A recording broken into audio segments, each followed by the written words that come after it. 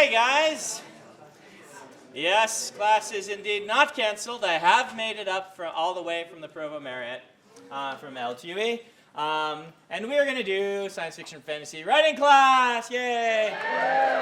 Today is actually a day you can clap for because it is a fun day.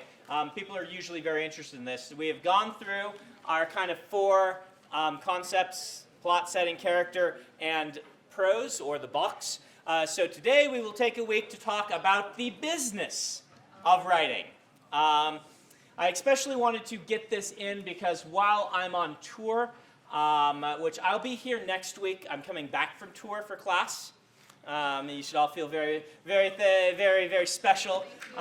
You don't need to clap. It's okay. I was saying that as a joke, but I am flying home from tour to teach. But the week after that, I will be gone, and then I will be back for a week, and then I think I'm going to be in Dubai the week after that. And so one of these weeks, Brandon will be coming to talk to you.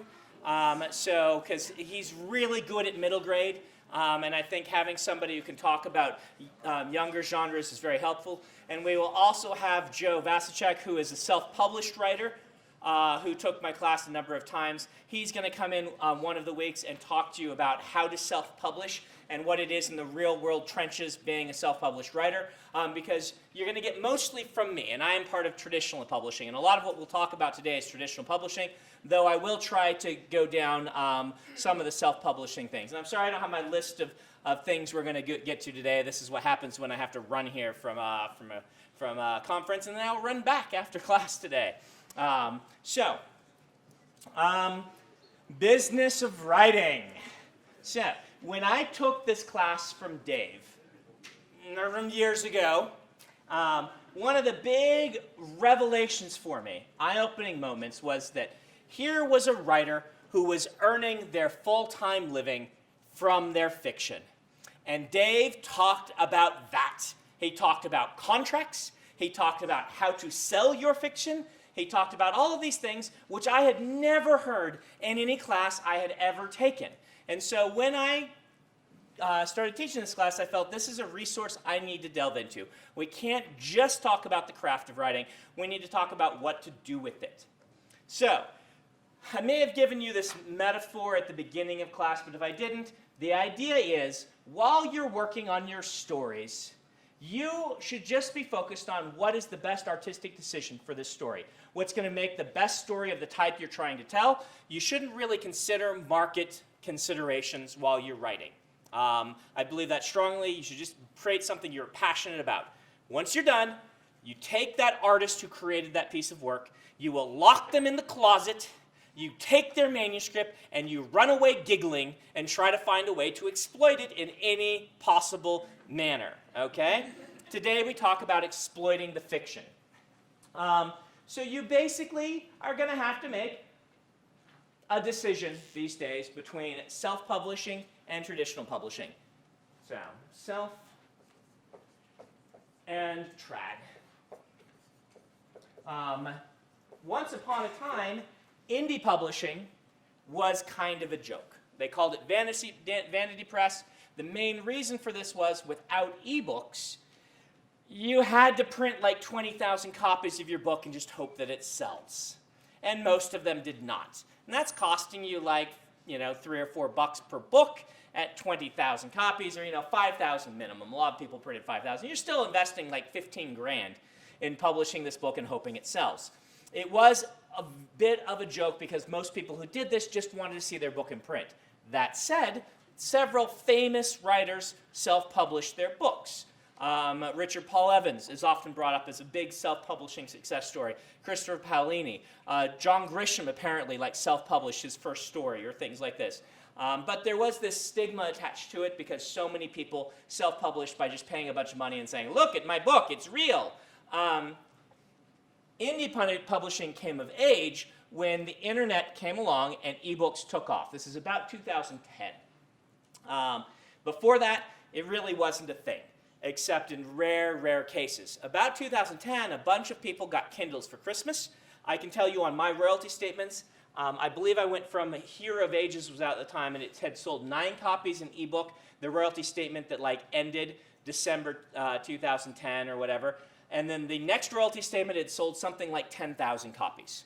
And so it really was an overnight, everyone saying, oh, this isn't ever going to happen. People don't like ebooks. It's never going to change things to, holy cow, it's working.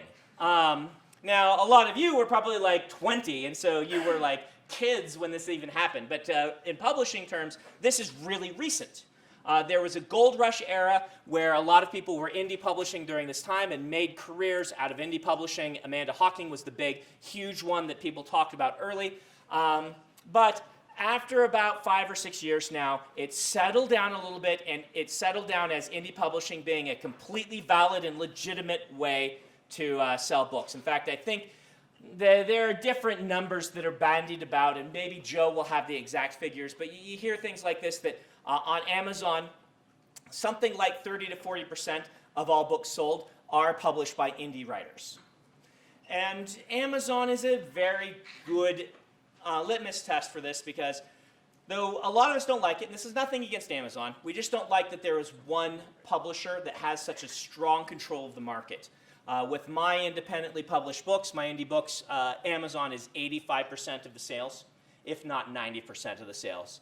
And everything else is 10%. That includes Google, that includes iBooks, that includes the Nook, and it includes Kobo, which are the 4 main competitors. We would all like to see there be more competition there. We would all like to see iBooks and Google and Kobo selling a lot more books than they are now, just so that the stranglehold by Amazon is not as huge as it is.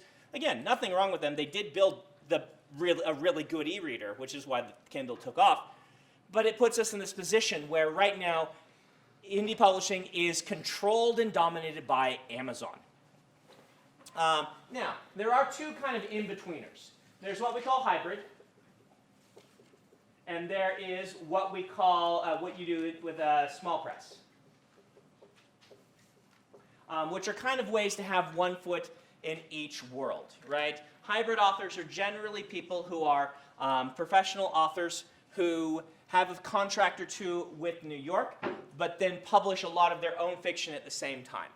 A lot of people are saying this is kind of the way to go, and we'll talk about pros and cons. We'll mostly talk about traditional publishing today because Joe's going to cover a lot of the indie publishing stuff. Small press can be a way to get contracts that are more favorable along the self-publishing lines, but still have some of the things that you love from a traditional publisher.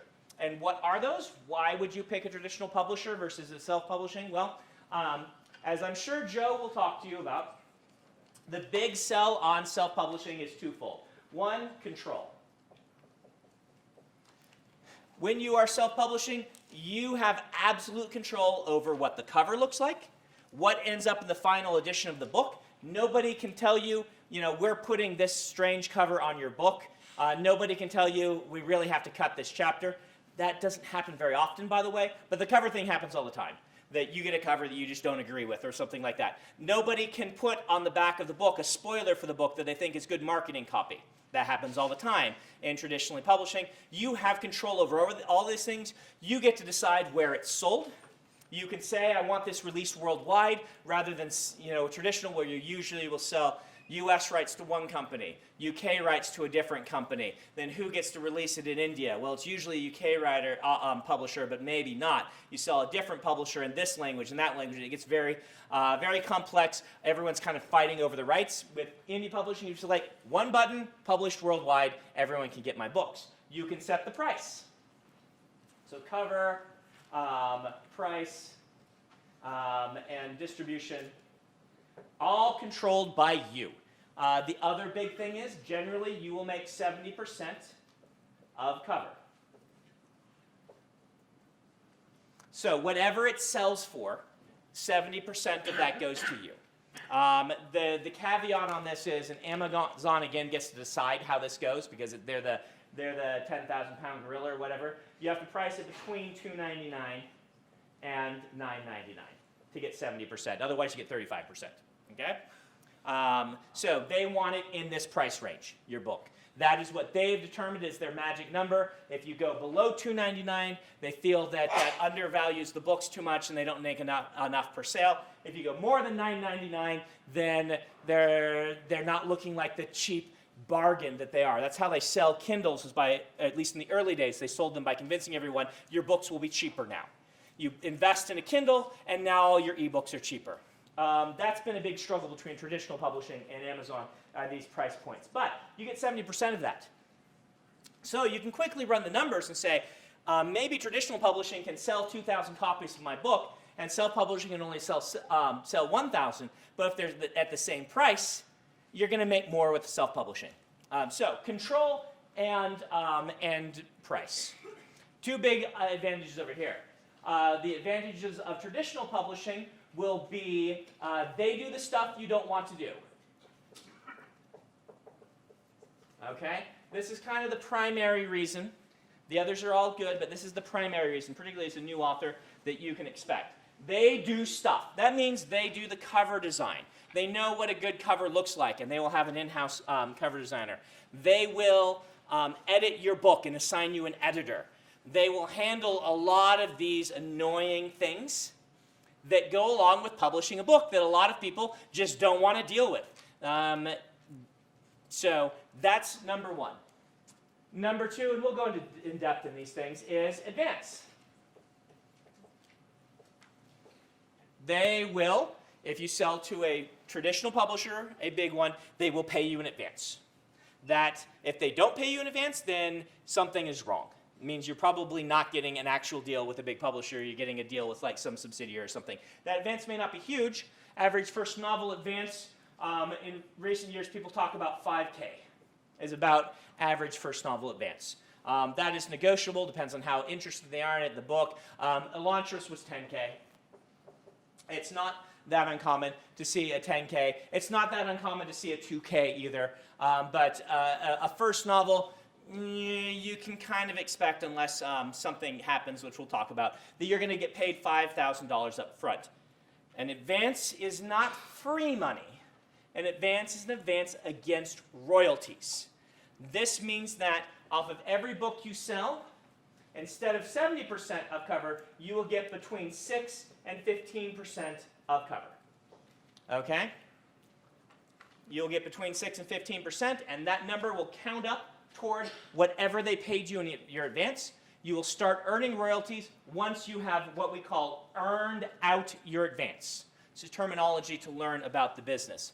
So, if a book has earned out, that means the advance they paid earned enough in royalties to get it paid out. It's usually one of the best things that can happen to your book, is that you earn out your advance. There are certain cases where very high-profile authors get bigger advances than they can possibly earn out, and that's okay. But for most writers, if you never earn out your advance, basically they will pay the advance based on their expectation of what they can sell of the book. Up front, you will negotiate. They'll run something called, here's some more terminology for you, a P&L, profit and loss. This is part of the editor's job.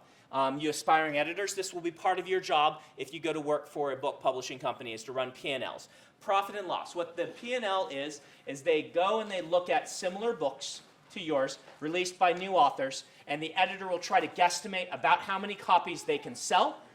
They will then determine the profit based on a theoretical print run, because the higher the print run, the cheaper the book it is to print the books. It's cheaper per book to print 10,000 than it is to print 5,000. It's way cheaper to print 10 million than it is to print 5,000. And so each book sold determines what their kind of a theoretical profit is, and then from that P&L, they will determine, here's how much we can afford to go up to in advance, assuming we sell this many copies. If we instead assume we're going to sell this many copies, we can maybe go up to this amount, and that'll give them kind of their range that they're offering on the book.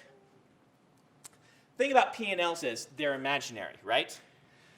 You can make a P&L for a book and say, this is going to sell like the Hunger Games did, therefore we can afford to pay a $4 million advance.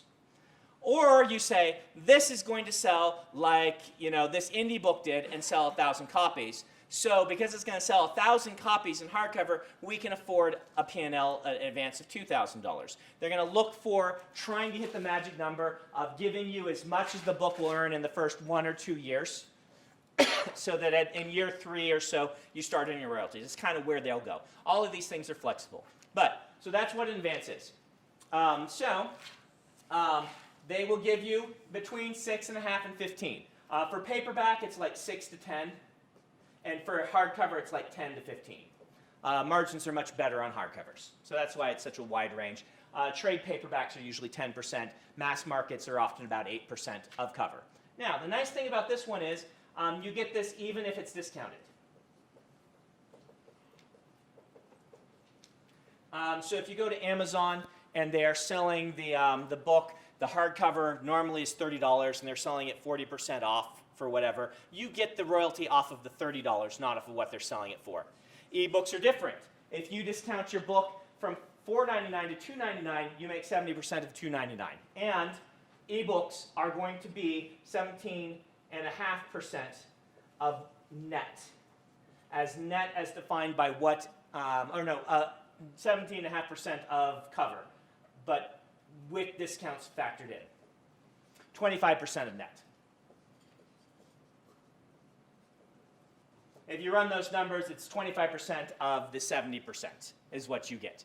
So if the publisher decides to move your ebook down from $4.99 to $2.99, your ebook earnings go down. But if the store decides to discount your hardcover, then you get the money off of what the cover price is, except if they put it on deep discount to be on the bargain bin shelves, and then nobody earns any money off those. Okay? So really what you're giving up right here is this you're getting 70%, this you're getting 17.5%, but you get this print edition. Most self-published books do not sell very many copies at all, if any, in print. And what they do sell are very low margins because they're print on demand, which is very low margin. So you're gaining the print distribution, you're gaining the bookstores, you're giving up the majority of your money, hoping that they will do stuff for your book. Okay?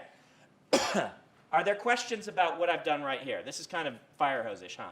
So if, like, say Barnes & Noble buys 1,000 copies of your book, but yes, only sells 500, do you give royalties on all 1,000 that they bought? Or? Okay, good question. Excellent question. So let's talk about returns.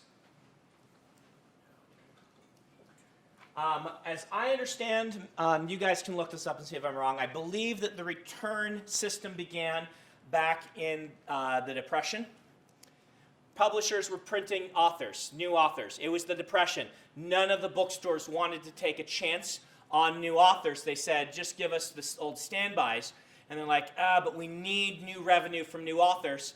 Otherwise, the publishers are going to go under. So they came up with this system where bookstores can buy a certain number of copies and then return any ones they don't sell for a full refund in credit to the publisher.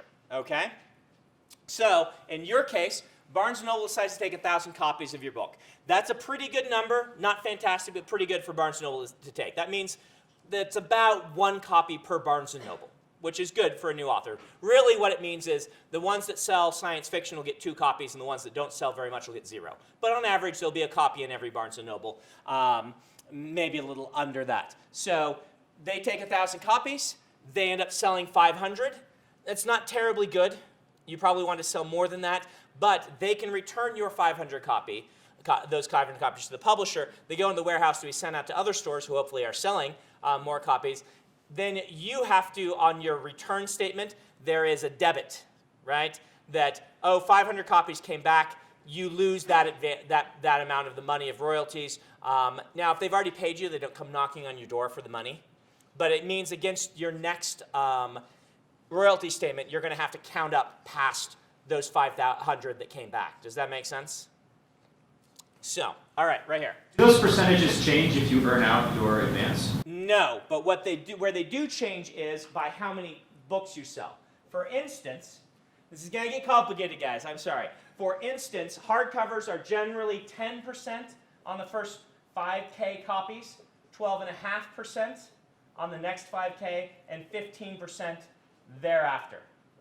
What that means is if you are selling really well, you will start earning a higher percentage of the cover price on things. There are mythical stories of people getting more than 15%. The only one I've heard it confirmed by several sources, but not by the people actually involved, is LucasArts getting 22%. I don't know if that's true or not. You'll have to look online. There's all sorts of wild rumors. These are all closed-door deals. You don't know what people are getting. I've never had any friend of mine or myself get higher than 15% there. But there are other places in the contracts where you can get more wiggle room, so it kind of becomes effectively a little bit higher and stuff like that. But 15% is kind of the cap on that. And then paperbacks do the same thing. These what we call breakpoints. Here's another terminology thing for you. These are breakpoints. The 5K and then the 10K are the two breakpoints. The breakpoints vary a lot. On a bunch of my paperbacks, it's 75,000.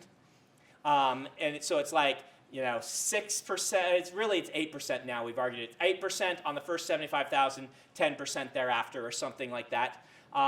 They are really, the battleground is this one right now. They are hardcore on this one.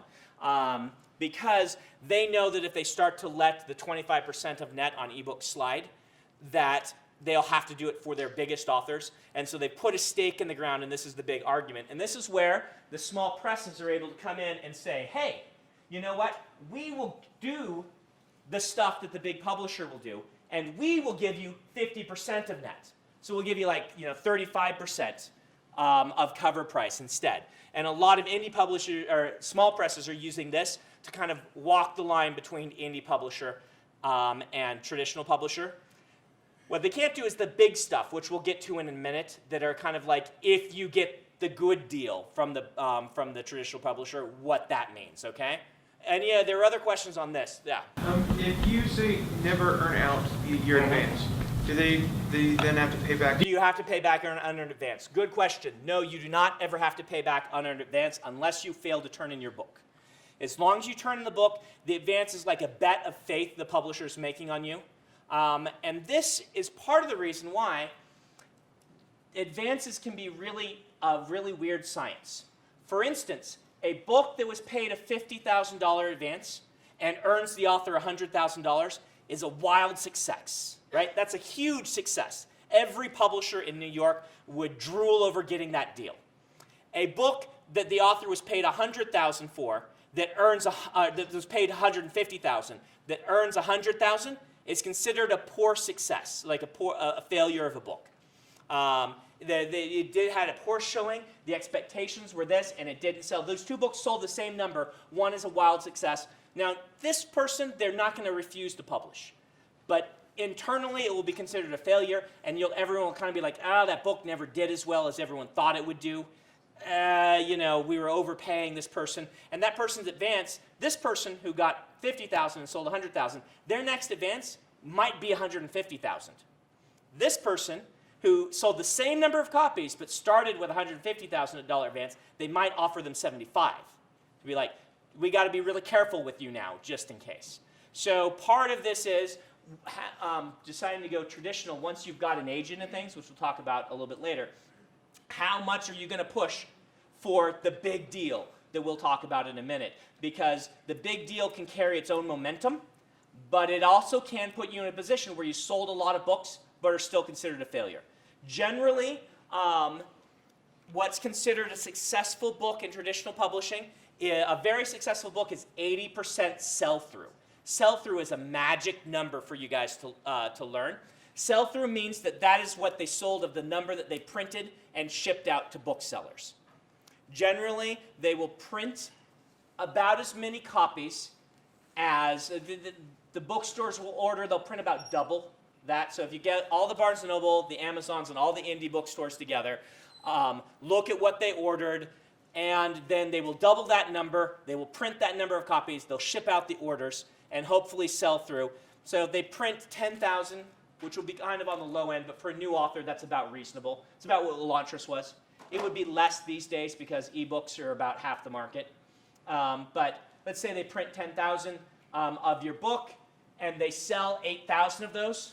Consider it a good success, right? That's a successful book, even if the advance, the advance is rarely going to be higher than that because they'll push it to the retailers. If you get a $100,000 advance and they're only printing 10,000, something horrible has gone wrong already. But let's say that.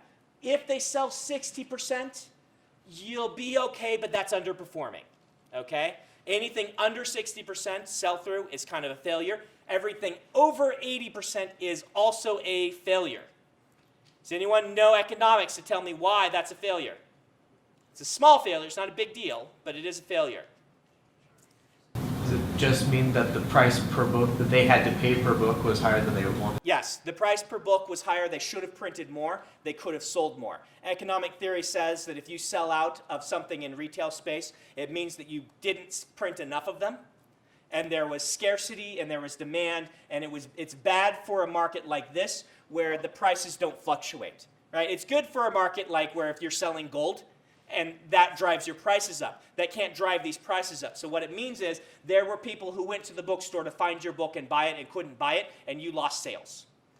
That's rarely going to happen, but it's something to be aware of. That's why having your book on the bargain bin is not a bad thing. Most Wheel of Time books, in fact, all Wheel of Time books went to the bargain bin, because if you're printing, like the Wheel of Time book, you're printing 300,000 hardcovers, and you expect to sell 80 of those, and that's a successful sell-through, how many are left? That's 60,000 books. 60,000 books then get sold to Barnes & Noble and these book warehouses for $2 a piece, and as many as you want to buy, by the way, at $2 a piece. Then they're sold for $4 a piece, and you make like 6 cents off of each of those, and the publisher makes like, you know, $1 or less, but it's all waste because it costs them $3 to print them or something like that. It's all just to recoup a little bit from that excess that you had left over. All right, go for it. For a benchmark, about Yeah. how many copies do you have to sell to make it to the bestseller list? Oh, good question. Okay, bestseller list benchmarks. It's really weird nowadays because the ebook bestseller list has kind of thrown everything into a weird jumble. Books sell fewer copies in print, but overall, books are selling more copies than they used to because ebooks made it convenient. Don't believe doomsayers, by the way. From the point that publishing started, everyone in publishing figured that within 5 years they'd all be out of jobs. And they've been saying that every year since, okay? Everyone in publishing is convinced that it's going to collapse at some point. And if you look at the actual statistics, people are reading more now than they did 10 years ago. Okay? So it's good. Now, what's happening is generally it's more people are making a living, but the top is making a little less. It's almost kind of like Bernie Sanders got in charge of publishing a little bit. Topical joke, yeah. What's happening is because ebooks allow people to find books that are of more specialized interest to them, you can publish a very niche book, sell 500 or 1,000 copies to a very select audience, and those people who might have bought just whatever generic bestseller is because they want to have a book to read can instead buy something that's very tailored to their individual needs, which is really good for indie publishing and kind of good for the consumer as a whole. It's been a good thing. But what it means is the top has shrunk just a little bit and the bottom has raised up a little bit, okay? So, bestseller lists. All right, we will let Joe talk to you more about self-publishing when he comes, and then I will talk about bestseller list. So, when I got on, the first time I got on the bestseller list, it was, I got on place number 31, back before the ebooks were a big deal. It was Warbreaker. Was Warbreaker? No, wasn't Warbreaker. I can't remember which ones. I got on like number 31, and I sold 2,300 copies in hardcover that week. That got me on the bottom of the list. I think the list went up to 35 back then. It now only goes up to, I think, 25 because they've added the ebook bestseller list and things like that. The bestseller list at New York Times change forever. Change all the time. It's really crazy how many lists there are and things like that. But that's about what I got. The first time that I hit number 1, what was number 1? I think I was about 80,000 copies first week. And that was a number 1 spot. And the next person behind me was 32,000 that week. And so that could have gotten you number 1. You could have gotten on with less. The least I've heard of someone getting number 1 is in the mid-20s. This is all in flux because ebooks and things like this, right? And that was 80,000 print copies. That was number one on the hardcover print list. But the ebook and print combined is separate. And then the ebook list is separate. I'm number 4 on the teen ebook list right now with Steelheart because they put it on a $2.99 promotion and a ton of people bought it. And so I jumped back up onto the New York Times list. If this book had been released, for instance, when was it Memory of Light? When A Memory of Light went to number 1, it was something like 150,000 copies. And John Grisham was 130,000 at number 2. And that was in November. So it can vary a lot based on what month you release as well, right? And if John Grisham is releasing a book the same month, you'd better have something huge. You can see I would not have beat John Grisham. This is Words of Radiance. Words of Radiance would not have beat John Grisham, but it beat, you know, when we released it in January or whatever, it beat the next person by like a ton, okay? So this is all really flexible with bestseller lists and things like this. Amazon's a bit harder and easier at the same time because Amazon has all these, like, you know, your subcategory. To be a number 1 Amazon bestseller, you might be the number 1 bestseller in sci-fi fantasy, fantasy, teens, boys and men experiences, book set on Mars, right? I'm exaggerating, but they do go pretty specific. It's still pretty competitive, but not as competitive as the New York Times list. And the New York Times list is not nearly as competitive as things like the USA Today list, which is just all books. The same thing happens in the Sunday Times in London. It's all fiction is just on one, or all books I think are on one list or something like that. So you can see the New York Times is like hardcover fiction, hardcover nonfiction, self-help books are their own, teen, middle grade paperbacks. There's like 20 lists. So there you go. That's kind of, boy, this pen is not working. I'm going to get a different one. It varies. To get to number 1 best-selling author on Amazon is really tough because you've got people like J.K. Rowling still selling a ton on there. Like a couple weeks ago, I was number 5 on Amazon, and like I was selling a ton of books, so I don't know how much Bella Forrest is selling, but Bella Forrest is selling a lot of books. It's a teen vampire romance stuff.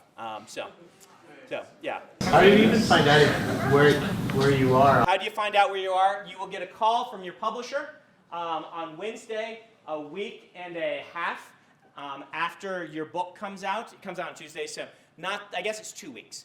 The next week, no, you'll know the next week, but it'll come out in print the week after. It's really weird, but your book comes out on Tuesday, not that Wednesday, but the following Wednesday, the New York Times results for the week before will get released. You'll get a call from your publisher if you made it, and then they'll send you champagne unless you're a Mormon, and then they'll be really confused about what to send you, and so you might get a fruit basket or you might get steaks. I've asked for both. Sometimes they'll send you champagne anyway, because they're like, it's champagne.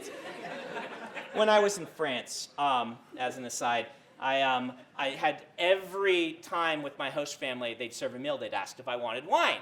And I'd say no, and they're like, oh, but it is so good, it is good for you.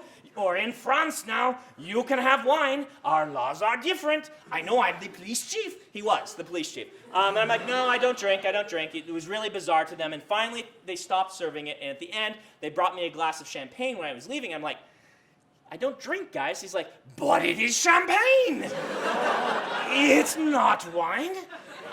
So, yeah. They were even more baffled. And you know, you think I'm doing like a bad French accent, but my host dad sounded just like that, like the stereotypical bad Frenchman accent. It was great. So, all right. So you'll do that. Amazon, how do you know? You just go look on Amazon. Amazon has a top 100 authors list, and it has, just on the page of a given book, it will show what bestseller list it's on and where it's ranked. Really easy to find. It'll also list the author and what their bestseller as an author rank is. So it's kind of hard to miss if you ever go look at an Amazon page. All right, other questions? There were some more questions. Go for it. How do pre-orders fit into all that? Pre-orders are counted as day 1 sales. So pre-orders are awesome. Pre-orders are how you're going to get on bestseller lists if you ever do. It's because on day 1, boom, Doesn't work as well on the Amazon bestseller lists because they will count you on the day that the person actually pre-ordered, but New York Times, Sunday Times, USA Today will all count that as week 1 sales. Okay? Yes? What about audiobooks? Audiobooks. Audiobooks are sold almost exclusively through Audible. You will have the percentages you get vary pretty widely based on whether you sell the book to Audible directly, because they have a publishing platform that they're a publisher, or if you sell it to your publisher and they sell it to Audible. But everyone's basically selling through Audible. You will get somewhere between 20% and 40%, usually more like 20%, of the credit, of the $10 the person spends on the credit.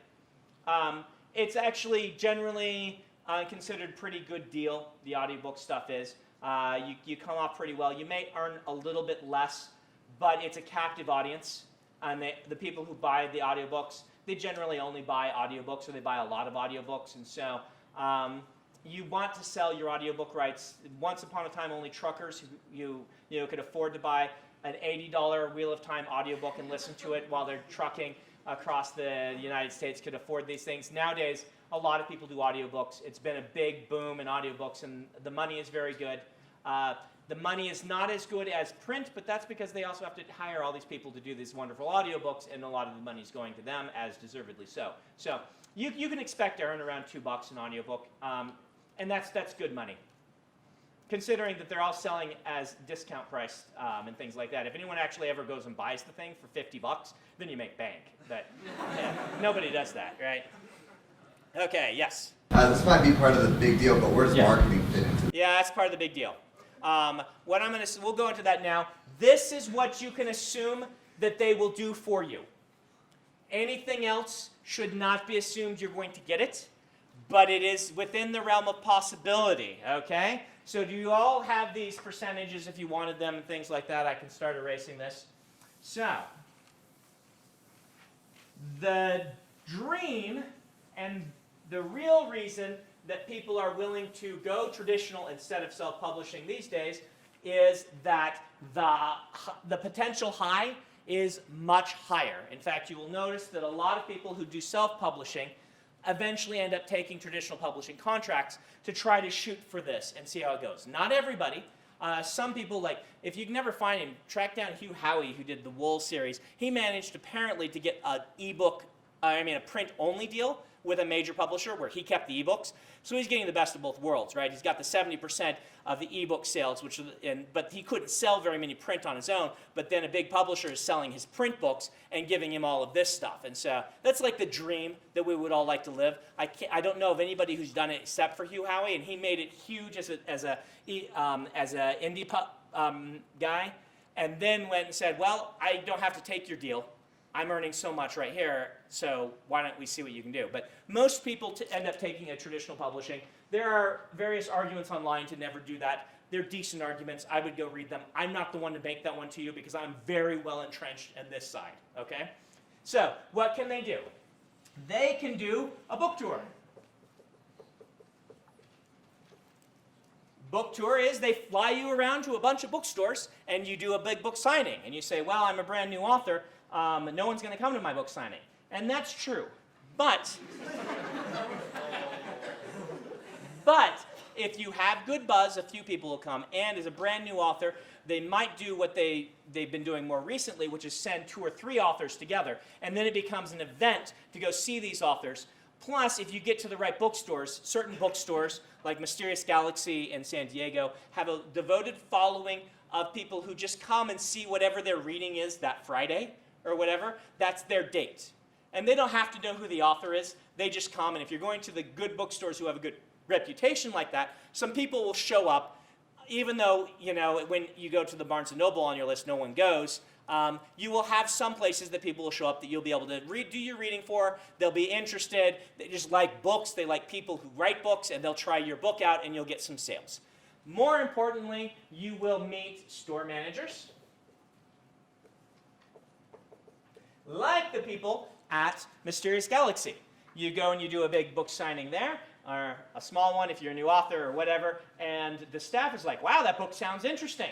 I'll use my staff discount, buy a copy. I'll read it. I love the book. Suddenly you have somebody hand selling your book to the next 50 people who come into Mysterious Galaxy saying, hey, I know that you have good taste, like you like books like I like. What have you read lately that you like? This has been the way that a lot of books have become bestsellers, particularly in science fiction and fantasy, which has kind of a narrower audience. It's these people who read a book and then start talking about it. Steve Diamond, we call him Bookstore Guy. He runs the Elitist Book Reviews website. He used to be the manager at the what was it? The bookstore in the mall, the new mall. What was it called? The Borders. It was in the Borders though. It was Walden Books. Walden Books. It was the Walden Books over there before they got consumed by one of the publishers. He read Elantris. He liked Elantris. He personally sold 100 copies of Elantris. And I had a book signing there, like my first few book signings, like, you know, Isaac came. Yeah, Isaac didn't even come. He didn't know me then. Like, Eric, did you? You came? Yeah. I had book signings where it's like 2 or 3 friends. Yeah, that's right, because it was out. We knew each other by then. Then I went to the signing at Steve's store, and I expected 2 or 3 people. And there were something like 70 people at that signing, and we sold another 90 books. This is the difference that a bookseller loving your book and hand selling it will make. The difference between a week before, I had a signing with 2 people. I went to that one, and there were 70 people. Okay? So, meeting the bookstore staff can be very useful. The issue is that ebooks are now 50% of the market, so the effect they can have is decreased, but I still think they're really, really useful people to have in your trenches selling your books. Okay? You also sign copies and leave them on the shelf. Signing copies and leaving them on the shelf, that little sticker. I remember one of those early signings where only my friends came and nobody, you know, I wasn't selling any copies. It was at the Borders that used to exist down at the shops at Riverwoods, selling no copies, just miserable. Well, not that miserable, nothing. My friends show up and then one of them says, there's a signed Neil Gaiman book right there. Were you there at that one? And all my friends, like my 6 friends, swooped around and went looking through all the Neil Gaiman books, found all the signed ones, and ran off and bought them. Even though they all had copies of that book already. Leaving signed books means that the bookstore will probably feature them on a little end cap or something like that for a couple of weeks. It's a great way to get publicity for people to go and say, hey, I'll try this book because it's signed, yada, yada, yada. And then you can start to meet a few of your fans and maybe build a mailing list. Meet those people who love your books. I met one of them in Denver. This is Denver Paul, by the way. I met one of them in Denver like a year after I got published. He said that he'd given copies of Mistborn to all his friends. I guess it was 2 years, because right when Mistborn came out in paperback, I went home, I called Tor, and I said, send him a case of 80 copies of Mistborn in paperback. They sent him a case of 80 copies of Mistborn in paperback, and he, over the next 2 years, gave them to everyone he met who wanted a book to read. Finding people like that is the sort of thing you can only do really. They'll email you, but meeting them in person is better. So the book tour can be good, and it can generate its own momentum. As you get some publicity and things going on, people will be like, I've heard of this book. Usually they won't tour you until there's some of that momentum, like they might buy your first book and then tour you for your second one or something like that. So there's book tour. There is actual marketing. So are these all things you can expect them to do? No. This is all in this is all in Dreamland. Okay, it's not in Dreamland that it's not impossible, but it is not to be expected that you will get it, and you will have to fight for it. And I'll tell you how to do that. But marketing, there will be a marketing budget assigned to your book. It will probably be like $50. Don't expect a lot of marketing. There's a good reason for this. An advertisement in the New York Times costs $50,000.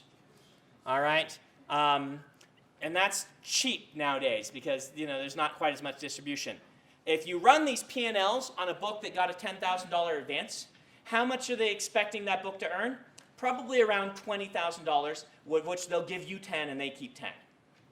If they spend $50,000 on advertising, that's a real risk. Now it's possible. Once in a million that advertising money can generate it into a bestseller if they have a hit on their hands, and once in a while they'll do it. But most of the time when they've done that, that just means that instead of each of you making $10,000 and being happy, they are $40,000 in the hole on your book. that marketing for books is hard. It is really, really, really, really, really hard. Because most marketing is set up to charge the people who are selling products that everybody uses or everyone could use. Not everybody reads fantasy and science fiction books. With the way social media is now, Yeah. how much do they... Most of it, they don't spend things, they don't spend things in New York Times anymore. They spend it on targeted ads on Facebook or on Audible or things like this. Part of marketing is also something, and this is what they will spend. If you can get some targeted ads. The advertising budget for one of my books these days is around $150,000 to $200. They can afford that because the books sell well. And a lot of that's going to be targeted ads. The other thing is going to be called what we call co-op. Co-op is every bookstore, including e-book stores, have limited shelf space at the front. Now, if they just decide to carry your book, there's no payment for that. It just goes onto the shelves. It's carried by Amazon. But the front page of Amazon or iTunes is all paid advertising space. If you walk into the Barnes & Noble and you see a rack of books at the front, that's paid advertising space. That little, what they call the octagon, you guys know what this is in front of Barnes & Noble? That's paid advertising space. Everything, the end caps are paid advertising space. Though those are a little more flexible, that if you do like a signing, they can just, the store employees can just give you an end cap for a little while, because that's not all the end caps are sold, but some of them are. And it's sold through something we call co-op, where it's not the publisher giving them money to do this, it is the publisher giving them a higher percentage off of each book. It doesn't come out of your percent, it comes out of the publisher's percent. So for instance, Barnes & Noble, usually Barnes & Noble or Amazon have to initiate it. They come and say, all right, we will feature you on the octagon, but instead of giving us the normal, we get 40% of what it sells for, you have to give us 45% of what it sells for while it's on the octagon. That's co-op money. That's considered marketing money. Amazon might come and say, okay, we will feature your book in this Kindle newsletter thing, but you need to give us a higher percentage for that amount of time. I don't know what the numbers are there. None of these numbers are exact numbers. This is proprietary information that Amazon and Barnes & Noble use that I don't know the exact numbers. But that's, they'll either say you have to discount it for us to do this, or they'll say you have to co-op it. The trick is not everything that you're getting as a Kindle email or something is co-opted. Some of it they just decide, hey, this person's buying a lot of these. We'll send them an email to try and sell them some more. But in general, this is how you get featured on the front of something. With things like iBooks, they've come to us and said, we will give you this space, but we want an interview with Brandon, or this sort of thing. Or we want you to let us do this or such and such, or things like that. This is all kind of comes in under the marketing budget. The other thing that comes under marketing is bookmarks, giveaways, all of that kind of stuff. Sorry, I might go off camera for a second. I can't remember if you guys can get over here or not. But I brought some of this for what we're doing for the new Reckoner's book, coming out on Tuesday. So I'm going to, thank you. I'm going to pass a few of these around. Don't eat them. So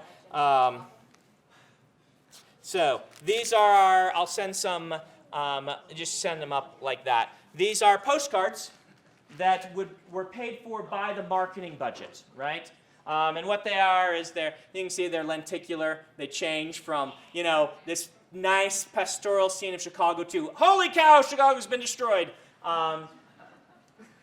Bookmarks, giveaways, all this stuff comes under your marketing budget. And if you're a new author, you can usually pitch them on one of these things.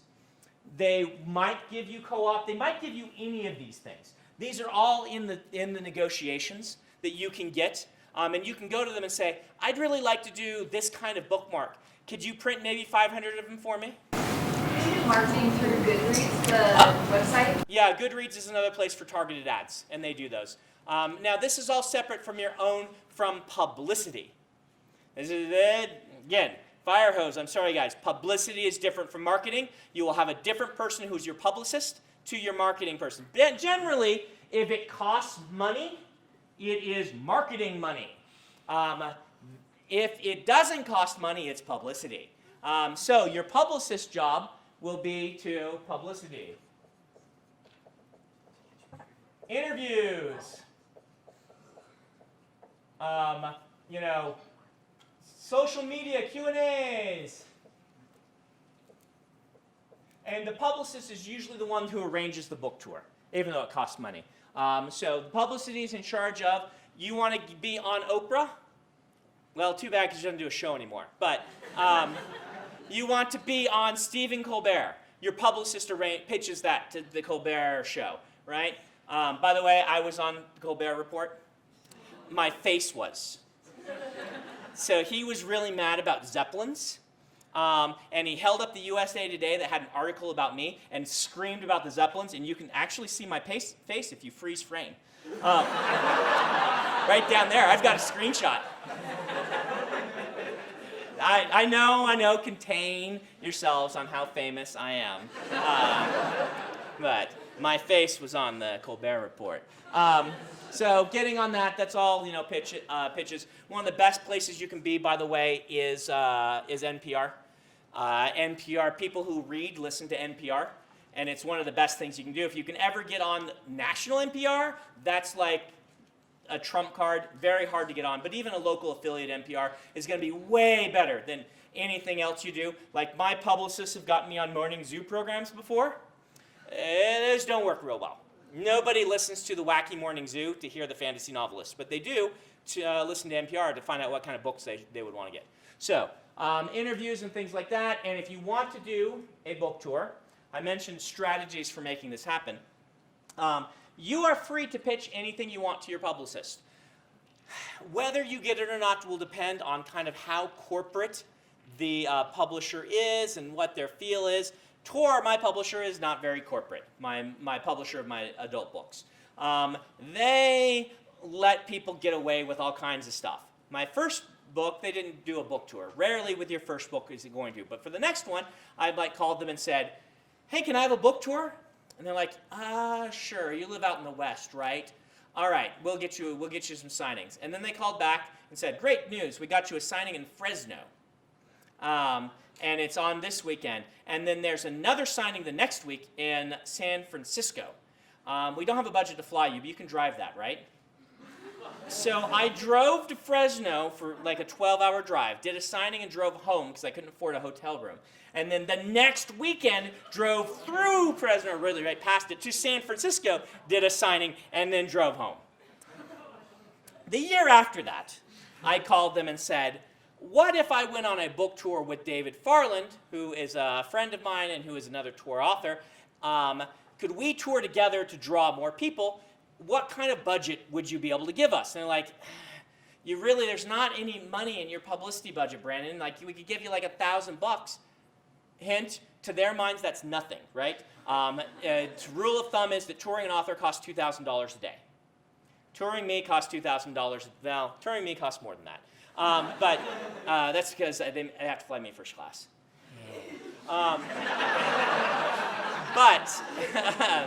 But touring an author, if you count the flight, the meals, and then having someone to pick them up at the airport and take them to the bookstore and things, they budgeted about $2,000. It's probably a little bit cheaper, but that's what they budgeted. I said, you give me $1,000, and I will get in a car with Dave, and I can do 10 signings on $1,000 because we'll share a hotel room, and then it's only gas and food money. And they're like, sure, if you could do that. And so we did.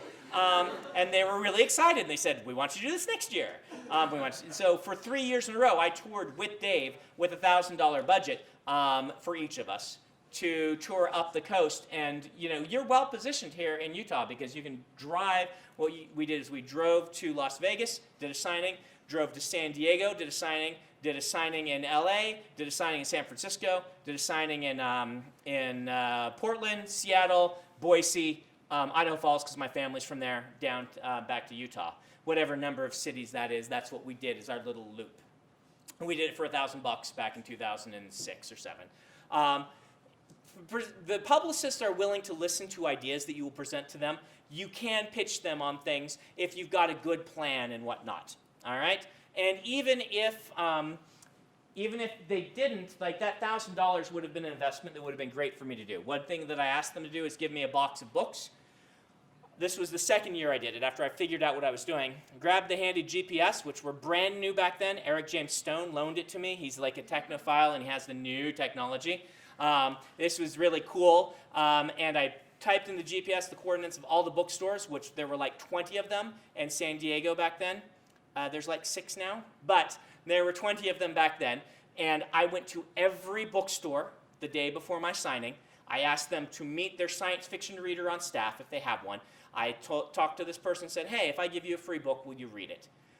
They always said yes. I handed them a free book. I signed the one copy of Elantris that was on the shelf, got an autographed copy sticker on it from the front that they have, left it there, and left a book in the hands of a reader that I hoped would start hand-selling my books. That's what really made the book tour work for me, was I did that in every city. And it was exhausting to go to 20 stores in every city and hand them a book, but the publisher gave me the paperbacks for free because they knew I was doing this. So there are ways to kind of get outside the box. Now, Dan says that in teen, his big thing these days are blog tours. Blog tours don't cost you money for gas and things, they cost you time. The blog tours, he says, are really effective because there's a lot of really good YA bloggers that a lot of people follow and are interested in reading and things like this. It's a cheaper way to do publicity. Hey, you write up a good sort of essay that will be interesting to that blog's audience. You should read the blog. Not just do a piece on how cool your book is, but a piece on something that is cool that might be related to your book that they would enjoy reading. And then at the bottom, you get to give a little advertisement for your book.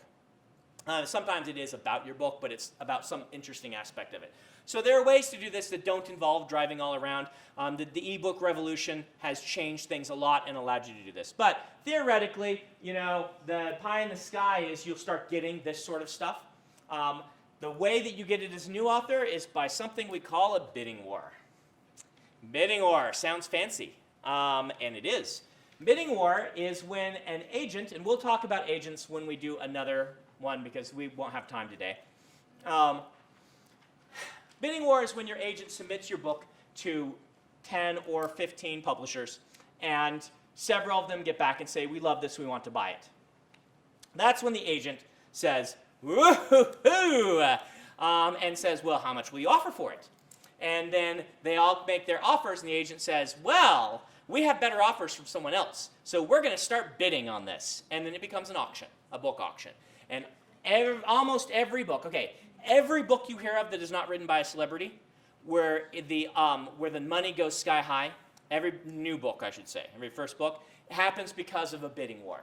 Once in a while, there's something we call a preempt, where someone says, we know there's going to be a bidding war for this, we just can feel it, everyone's going to love this book, and they come in with something awesome and say, we want to preempt, we'll give you $400,000 for this. And most agents will be like, okay. Because even for a popular book, a bidding war is kind of hard. We got a bidding war on Steelheart, but it wasn't a true bidding war. It was what kind of we call more like a silent auction, where we didn't tell them what the other ones were bidding, and we just said, we need your final offer by this date. By the way, you are behind. That sort of thing. And then they all came in with their offers, and they all offered about the same amount, which told us we got a good price for the book, right? Joshua doesn't like to bid people sky high. He's kind of in this very conservative, we don't want to get more. We want to get as much as is reasonable for the book, but we don't want to get more for the book and have this kind of flop thing. But they all kind of offered within the same range of one another. But a true bidding war is this sort of thing, where one says, we'll give you 400, and they say, well, someone else already offered us 5. Will you give us 6? And then it can go up, and then you hear about this brand new author gets, $2.3 million or whatever. That's what happens from a bidding war, and agents are trained to do this. It's virtually impossible to do on your own. You kind of need an agent to do it. Then they say they've paid that much money, which that sky high is probably not going to happen, but it's not that rare that a new author gets like $100,000 for a book after a bidding war, right? So say you got $100,000 advance for your book. Now the publisher's looking at their P&L and saying, wow, $100,000, we paid $100,000 to this author. We need to sell this many copies to make that worth it. Marketing, you now have, $150,000, probably not for $100,000, but you have $50,000 to spend. Publicity, You have, 20 grand, do a 10-city book tour. Everybody, make sure you go out big with this and get the best cover quotes that you can from the biggest authors. Let's do everything we can because we've paid this much money, we have this much faith in the book, let's push it. And when traditional publishing wants to push a book, that is when magical cloud cuckoo land starts to happen, and everyone sings, sings everything is awesome, and, boom, big book, okay? That's the possibility you can have with traditional publishing. It's probably not going to happen. If you have a very successful career, it'll probably happen something like mine. You will sell your first book for a little bit more than average. You get a good agent. Let's hope this happens. You get a good agent. They argue well for you. The publisher is convinced and has faith in the book. Launchers, they printed 10,000 copies. They sold 8,500 of those copies, 85% sell-through. The only time they tried to kill my career was with the Mistborn paperback, the original, if you ever have the one with the Grim Reaper. Otherwise, they didn't try very hard to kill my career. I'm joking. They never wanted to kill my career, but that one was a dark moment. But, the books steadily sold better.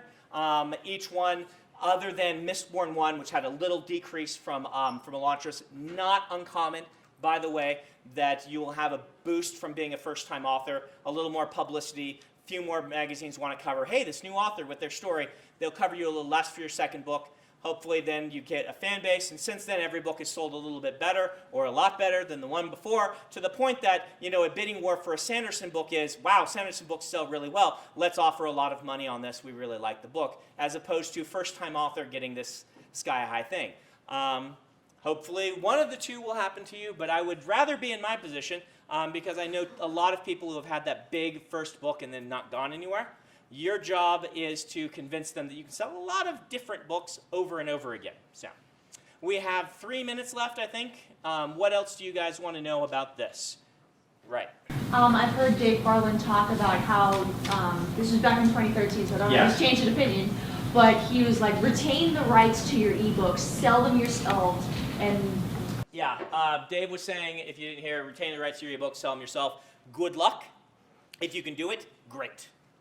I haven't been able to do it.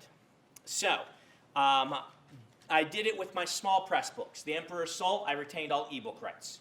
And then they printed the Tachyon, really good small press out of San Francisco. Treated that book really well. Won us a Hugo Award through their kind of push of it with the award people and things like that. Got nominated for World Fantasy and has sold a bunch of copies in print that I could never have sold. But I retained the ebook rights, and it sold like 10 times as many in ebook, because finding a little novella like that can be hard. Did you ever have a bidding war halfway through a series? Like halfway through Mistborn? Yes, as long as your initial contract runs out, this happens all the time. For instance, I signed for 4 Stormlight books. The series is 10 books long. I like Tor. It's unlikely that when book 5 rolls around, I will say, see you guys, we're going on a bidding war for this. But if they were not giving me what I felt they should be doing, then you can take it for a bidding war. All right? Other question? Yeah, I have a question about reversion of rights. Yeah. So reversion of rights is a big deal, and we'll end on this one. And then you can save other questions, write them down, save them, and I'll try to address them the next time we talk about publishing. Reversion of rights. So standard in publishing in America and the UK, which is not good, and the Writers Guild thinks it should change, is for life of copyright. Meaning when you sign a contract, they have life of copyright of that book, the right to print books and sell it. There will usually be what's called a reversion clause, where if they sell fewer than this number of copies in a pay period, you can request the rights back and sell them to somebody else. Every book should have a good reversion of rights clause in them. The problem is these have all gotten thrown off by ebooks, where it's in the past selling 100 copies of a book. Usually you'd have to sell 100 or 200, means they have to keep it in print, which means printing 100 copies of a book, they would lose money selling that, right? So they will revert it if they're only selling 100 or 200 copies, because if you have to print 100 new copies every year, they're costing you like $10 to print or something like that. It's not worth it, they revert it. Ebooks don't cost them anything. They can sell 100 copies of an ebook without having to go warehouse books and things. And so reversion of rights is a big sticking point right now, and it's something you should research if you get a contract and talk about. However, we're out of time. I'll try to talk about that more next time. Thank you guys very much. Go to LTUE and turn in your slips to Donald Lester. CameraPanda.com allows you to find cameras and lenses like no other site. Find the Nikon Coolpix cameras with the highest base ISO, or Canon cameras with full-frame sensors. Find Sony E-mount zoom lenses ordered by Aperture in just 3 clicks. CameraPanda.com shows you prices from up to 30 different sellers. CameraPanda.com, striving to be the world's best camera and lens shopping site.